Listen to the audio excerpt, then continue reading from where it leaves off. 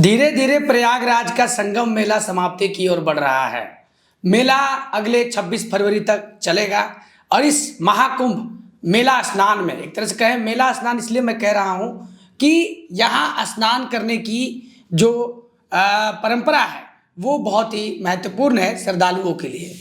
हमारे साथ बात करने के लिए इस विषय पर, जो कि इस मेला महाकुंभ में जो है स्नान करके आ चुकी हैं, है ना, और आज के वीडियो में वहाँ पर इन्होंने क्या कुछ महसूस किया। जो श्रद्धालु यहाँ से पैसों के अभाव में यात्रा तो कर लेते हैं, लेकिन वहाँ जाने के बाद उनको एक कहा जाए मूलभूत सुविधा, खाने पीने की सुविधा, रहने की सुविधा, ट्रैवलिंग की सुविधा, इन सभी सुविधाओं में उनको जो है क्या कुछ सामना करना पड़ता है परेशानियों का, वो भी आज के वीडियो में आपको देखने के लिए मिलेगा। तो आज का वीडियो उन सभी के लिए इम्पोर्टेंट है जिनके पास पैसे का अभाव है फिर भी वो प्रयागराज जाना चाहते हैं। तो आज के वीडियो में आपको पता चल जाएगा कि आप जब प्रयागराज जाएंगे तो वहाँ आपको कैसे कैसे ट्रैवलिंग करना है, कहाँ कहाँ जाना है और कैसे आपको जानकारी लेना है। तो हमारे साथ हमारे दो सहयोगी जो हैं प्रयागराज का संगम गए थे और वहाँ पर इन्होंने स्नान भी किया। तो बहुत बहुत स्वागत है आज के खास वीडियो में, जो कि आज आप बताने वाली श्रेया जी। तो बहुत बहुत शुभकामना भी कि आज हमारे ऑफिस की तरफ से आप गई और संगम का स्नान की। तो दोनों ही लोग अपना पर्सनल एक्सपीरियंस आज की वीडियो में आप लोग शेयर करेंगे। तो पहले आपसे जान लेते हैं श्रेया जी कि संगम स्नान के लिए जो भी लोग जा रहे हैं, और कुछ एक लोग जो है जिनके पास पैसे हैं, अजीज कुछ एक लोग ऐसे हैं जिनके पास पैसों का अभाव है, ठीक है, क्योंकि गरीब अमीर सभी लोग जो है यात्रा कर रहे हैं, है ना, पैसों के अभाव में भी और पैसे होने के साथ भी। तो आप ये बताइए कि वहाँ आपने क्या महसूस किया, क्या आपको लगा कि ऐसे लोग वहाँ जो जाएंगे पैसों के अभाव में, तो क्या कुछ उनको जो है चैलेंजिंग का सामना करना पड़ेगा? बिल्कुल विकास, बीते 13 जनवरी से ये महाकुंभ का जो मेला है वो शुरू हुआ है और आगामी 26 फरवरी तक ये चलने वाला है। ऐसे में अनुमानतः अभी तक करीबन 45 करोड़ लोगों ने इस महाकुंभ में डुबकी लगा ली है और आगे भी ये आंकड़े जो है वो बढ़ते जा रहे हैं। ऐसे में हम हाल ही में गए थे, बीते 8 फरवरी यानी कि एकादशी के दिन हमने महाकुंभ में स्नान किया था। ऐसे में हमारा जो एक्सपीरियंस था, गाड़ियां जो हैं वो करीबन 15 से 20 किलोमीटर पहले ही रोक दी जा रही थी। सिर्फ वीवीआईपीज की गाड़ियों की एंट्री हो रही थी। उसके बावजूद भी जो लोग हट्टे कट्टे हैं, जो लोग स्वस्थ हैं, वो लोग इतनी लंबी दूरी तय कर सकते हैं। पर वैसे लोग जिनके पैरों में दर्द है, जिन्हें बीपी, शुगर या फिर कोई और लाइफस्टाइल बीमारियां हैं, उन लोगों के लिए इस सिचुएशन में ट्रैवल करना काफी मुश्किल हो जाता है। तो वैसे लोगों को कैसे, मतलब मान के चलिए अगर हम संगम स्थल तक नहीं जा पा रहे हैं तो वैसे में गाड़ियों की क्या व्यवस्था वहाँ बीच में? जी बिल्कुल, व्यवस्थाएं कई सारी हैं। आप बाइक्स दे सकते हैं, बाइक सवार वहाँ पर कई सारे मौजूद रहते हैं जो कि आपको संगम घाट तक पहुँचा देंगे। ट्रॉली जैसी, रिक्शा ट्रॉली जैसी कई सारी वाहनें वहाँ पर मौजूद हैं। ऑटोज अवेलेबल हैं, ई रिक्शाज अवेलेबल हैं जिससे आप संगम घाट तक जा सकते हैं। हालांकि मैं अपने दर्शकों को ये भी बता दूं कि इन चीज़ों पे पूरी तरह से आपदा में अवसर खोज रहे हैं लोग। मनमाना किराया आप लोगों से वसूला जाएगा। इसमें ये जो प्राइसेस हैं वो 100 रुपए से लेकर 2000 3000 तक भी जा सकती हैं। इनफैक्ट हमने जब स्नान किया उसके बाद हम खुद संगम घाट से जब पार्किंग की तरफ आने लगे तो खुद एक ऑटो ड्राइवर ने हमसे 1500 रुपए की मांग की, और जो दूरी थी उस वक्त संगम घाट से और पार्किंग एरिया की वो करीबन 10 किलोमीटर की थी। तो 10 किलोमीटर का सफर तय करने के लिए हमें अगर 1500 रुपए देने पड़ रहे हैं तो ये सचमुच ज्यादा है। हालांकि नेगोशिएशन के बाद चीजें बदली, 1000 रुपए में हम संगम घाट से अपने पार्किंग एरिया तक आए। तो ये चीजें हैं, और ये भी बात है कि जो लोग उस चीज को अफोर्ड कर सकते हैं वही इस चीज का लुत्फ भी उठा सकते हैं। हालांकि 100 रुपए 200 रुपए में आप बाइक सवारी भी कर सकते हैं। बाइक वाले जो है वो आपको पार्किंग एरिया से लेकर संगम घाट तक ले जाएंगे और फिर वापस से संगम घाट से लेकर पार्किंग एरिया तक ले जाएंगे। व्यवस्थाओं की अगर बात की जाए तो विकास, इधर के इलाके को छोड़ दे, अगर जो 10-15 किलोमीटर जो हमने पैदल दूरी तय की, उसके बाद अगर बात करें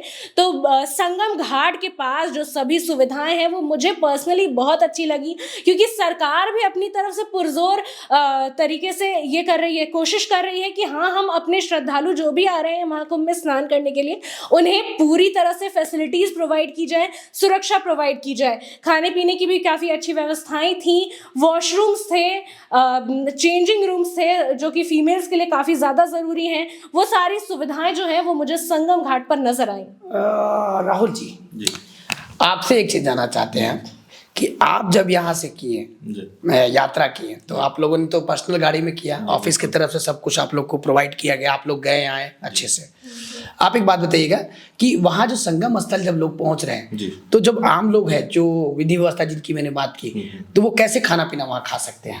देखिए, वहाँ खाना पीने की जहाँ तक बात है कि वहाँ तो बहुत सारे शिविर भी लगे हुए हैं जहाँ फ्री भोजन मिल रहा है, जिसपे लोग जाकर वहाँ पर भोजन कर सकते हैं। जैसे अगर मैं बताऊँ तो बहुत सारे ऐसे जैसे जितने बड़े बड़े हमारे उद्योगपति हैं, अडानी हो गए, अंबानी जी हो गए, ये सब के द्वारा वहाँ फ्री भोजन का सेवा दिया गया है। जी बिल्कुल। तो एक चीज़ आप और जानना चाहूँगा कि जैसे कोई लोग भटक गए, जी ठीक है, मेला में बहुत बार होता है कि लोग दिग्भ्रमित हो जाते हैं, भटक जाते हैं, तो अब ऐसे में वहाँ पर जो है पुलिस प्रशासन मुस्तैद तो रहती ही है और है ही वहाँ पर। तो जब लोग पूछते हैं तो क्या पुलिस उनको कोऑपरेट कर पाती है? जी बिल्कुल, पुलिस उन्हें कोऑपरेट भी करती है और वहाँ पे एक सर्च मिशन भी चलाया जाता है ताकि सारे वहाँ अनाउंसमेंट होते रहते हैं। अगर कोई भी व्यक्ति अगर कहीं गुम गया है तो उसे अनाउंसमेंट करके उसे खोजने की व्यवस्था भी वहाँ बनाई गई है। जी। कुंभ के स्नान मेले में जो है लाखों लाख की संख्या में जो है पुलिस बल तैनात किए गए हैं। आपको पता है ये पुलिस बल कहाँ से आए हैं? हर राज्य से जो है एक जगह पर यानी कि प्रयागराज में उन सभी पुलिसकर्मियों को जमा किया गया है।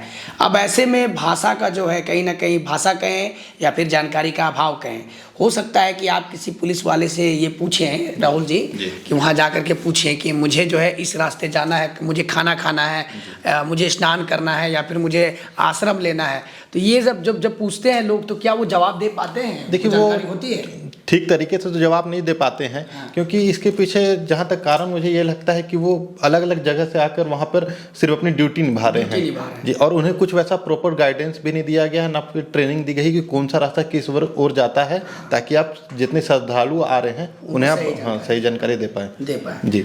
तो राहुल, आपने वहाँ स्नान भी किया जी बिल्कुल। स्नान से पहले कोई पूजा कराई जाती है क्या? फिर कोई प्रतिज्ञा ली जाती है जो पुजारी होते हैं उनसे? जी, कई सारे घाटों पर इस तरह की चीज़ें देखी जाती हैं कि लोग जो है वो नहाने के बाद या नहाने से पहले कुछ तरह की पूजाएं कराई जाती हैं, पर महाकुंभ में संगम तटों पर ऐसी कोई भी रिचुअल्स फॉलो नहीं होती हैं। हाँ, स्नान के बाद आप चाहें तो सूर्य भगवान को जल अर्पित कर सकते हैं, ये आपकी अपनी श्रद्धा है, आपकी अपनी आस्था है। आप बहुत से लोग नारियल अर्पित करते हैं गंगा जी में, बहुत से लोग साड़ी अर्पित करते हैं त्रिवेणी में, तो इस तरह की चीज़ें अपनी आस्था के ऊपर है, पर इस तरह की कोई भी बैरियर्स नहीं है कि नहीं आपको ये रिचुअल या फिर ये चीज़ें करनी ही होंगी, इस तरह की पूजा करनी ही होंगी, इतनी दक्षिणा आपको मिनिमम देनी ही होंगी, इस तरह की चीज़ें नहीं है। और जैसा कि मैंने आपको अभी बताया कि लोग नारियल अर्पित करते हैं, फूल अर्पित करते हैं या फिर कुछ लोग त्रिवेणी में साड़ी भी अर्पित करते हैं, पर लगातार मैं आपको बता दूं कि लगातार जो वहाँ पर सुरक्षा कर्मी और जो सफाई कर्मी हैं ये लोग सभी तैनात हैं, और जैसे ही अगर आप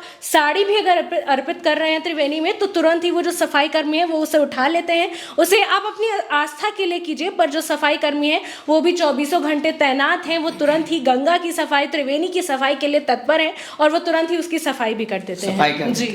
तो ये आपने पूरी जानकारी सुनी हमारे दोनों सहयोगियों से कि आप अगर प्रयागराज जा रहे हैं, स्नान करने जा रहे हैं, तो एक चीज़ और जानना चाहूँगा कि क्या आप लोगों ने देखा होगा कि बच्चे, क्योंकि राहुल जी आपने भी देखा होगा कि बच्चों को लेकर के कुछ एक लोग जो है चले जाते हैं, तो कितना सही मानते हैं इसको आप? क्योंकि देखिए यात्रा पर बच्चों को लेके जाना, वहाँ करोड़ों करोड़ की भीड़ है, अब ऐसे में वहाँ पर तो लाजमी है कि भगदड़ मचेगा ही मचेगा अगर विधि व्यवस्था हिलती है तो वैसे लोगों को क्या मैसेज देना चाहिए? देखिए, अब जिसके बच्चे हैं वो तो उनको लेकर जाएंगे ही, ऐसा तो नहीं है कि वो कहीं उनको छोड़ देंगे घर पे, पर ऐसा उन्हें वहाँ पे व्यवस्था किया गया है। मैं वैसे बच्चों की बात कर रहा हूँ जो 3 साल के हैं, 4 साल के हैं, 5 साल के हैं, 6 साल के हैं, वैसे बच्चे भी श्रेया देखने को मिलते हैं जी बिल्कुल।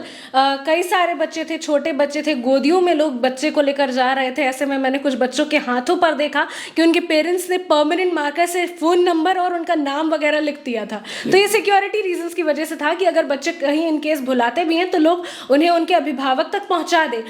कोई ऑप्शन नहीं है इस तरह से। हालांकि जो मैंने आपको पहले भी बताया कि कई सारी सवारियां हैं जिससे आप जा सकते हैं संगम तट तक, आप वो फैसिलिटीज यूज कीजिए जिससे आपको भी आसानी होगी, आपके बच्चों को भी आसानी होगी। राहुल जी, आपसे मैं ये जानना चाहता हूँ कि जैसे वहाँ पर रहने के लिए जो विधि व्यवस्था है, जैसे आप गए संगम स्नान के लिए, तो आज गए तो आज ही तो आप स्नान करेंगे नहीं, समय लगेगा क्योंकि वहाँ पीपा पुल जो है बहुत जाम चल रहा है ना, लंबा जाम लग रहा है, 350 किलोमीटर जाम लंबा लगा। तो अब तक का सबसे लंबा जाम जो है प्रयागराज में ही लगा, ये भी एक वर्ल्ड रिकॉर्ड बन गया। तो ऐसे में आप ये बताइए कि कैसे आदमी वहाँ पर कितने मतलब सहूलियत के साथ कितने खर्च में वहाँ पे रुक सकते हैं होटल में? देखिए, जहाँ तक होटल की बात की जाए तो वहाँ भी होटल तो आपको 1000 से 1500 में मिल जाएंगे, पर उसके अलावा भी संगम घाटों पर भी ऐसा व्यवस्था किया गया है कि आप वहाँ पर जाकर कम पैसों में वहाँ पर रुक सकते हैं। लगभग कितने, मतलब लगभग एक अनुमानित? लगभग जहाँ पे आप 100 से 150 रुपए पर नाइट के हिसाब से आप वहाँ रह सकते हैं। रह सकते हैं। और साथ में वहाँ आप खाने की व्यवस्था भी खाने की व्यवस्था जी है। बिल्कुल। खाने की व्यवस्था का पैसा लगता होगा या फिर कोई भंडारे में? देखिए, भंडारे में भी आप खा सकते हैं, अगर आप थोड़े पैसे हैं अगर आपके सक्षम पास है तो तो हाँ, तो खा आप सकते खा सकते हैं। लेकिन थोड़ा वेट करना पड़ेगा, जी लंबा बिल्कुल। लाइन लगना। और जहाँ तक हम अगर बात करें पीपा पुल की, तो पीपा पुल अधिकतर आप देखेंगे तो सारे पीपा पुल अधिकतर बंद ही रहते हैं, 1-2 ही पीपा पुल चालू रहते हैं। अब इसके पीछे के अगर कारण कहा जा सके तो हो सकता है भगदड़ की वजह से, या फिर ज़्यादा भीड़ ना एक तरफ इकट्ठा हो जाए, इसकी वजह से काफ़ी बंद रहता है। बंद रहता और अगर कोई भी लोग जो हैं जो नए अभी जा रहे हैं झारखंड से खासकर, उनके लिए ये मैसेज है कि अगर आप जा रहे हैं तो आप झूसी ना जाकर अरेल जाएं, ताकि आपको कम चलना पड़े और ज़्यादा आसानी हो आपको संगम घाट तक पहुंचने में। बिल्कुल, देखिए आपको जो जानकारी मिली है आप इसको फॉलो करिए, क्योंकि दोनों ही लोग गए थे संगम और वहाँ स्नान इन्होंने किया है, तो इन लोगों का पर्सनल एक्सपीरियंस है, जो कि आज के वीडियो में हमारे उन दर्शकों के लिए जानकारी है जो प्रयागराज जाने की सोच रहे हैं। तो मित्रों, धर्म के साथ साथ जो है, यात्रा के साथ साथ आप अपनी सुरक्षा का भी ध्यान रखें। ऐसे ही ताज़ा तरीन खबरों के लिए देखते रहिए ग्लोबल मीडिया अपडेट।